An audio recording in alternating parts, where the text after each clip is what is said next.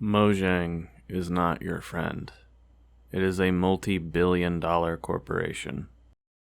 A lot of people still have this vision of Mojang as it was in 2010 and 2011, a small, plucky indie studio that was in touch with its player base, a company that had repeatedly turned down buyout and investment offers to maintain its creative independence, which they had attributed to their success.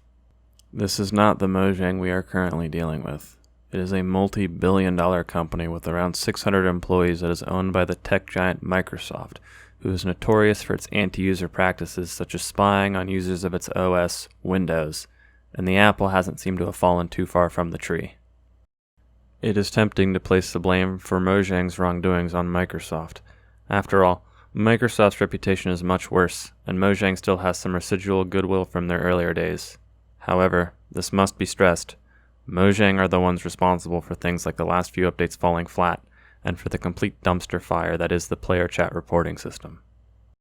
Mojang doesn't care that there are people whose accounts are tied to now dead email addresses who have been cut off by the move to Microsoft accounts.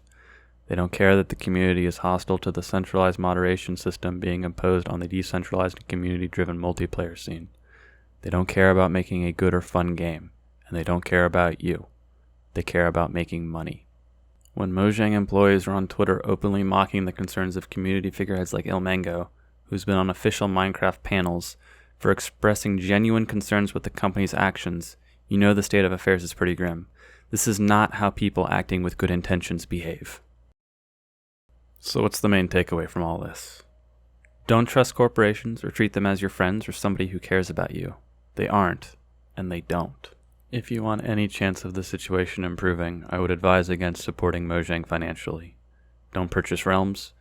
They're not great value for money anyway. Don't buy merch, don't purchase new accounts or any of their low-effort spin-off games. I hear Mindtest is starting to come together nicely. Also, don't bully the creator of a beloved video game into selling it to an evil multinational corporation. So that's the video. I know it was a bit dry, but I wanted to focus on, I guess, the cold hard facts of the case. I also know I didn't really go too in-depth with a lot of the details. I wanted this to be surface level, sort of maybe like an introduction, and I might go into things like player chat reporting in more depth later. But I've seen a lot of people going like, oh, we should trust Mojang, you know, they're acting in our best interests, and that's clearly not true to anyone with eyes.